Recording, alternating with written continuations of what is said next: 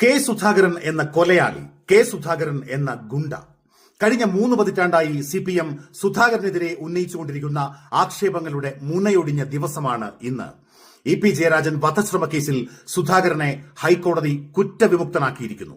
1995 April മാസം 12-ാം തീയതി ചണ്ഡീഗഡിൽ നിന്ന് പാർട്ടി കോൺഗ്രസ് കഴിഞ്ഞ് മടങ്ങിവരവെ വിജയവാഡയിൽ വെച്ചാണ് EP ജയരാജന്റെ കഴുത്തിൽ വെടിയേൽക്കുന്നത്.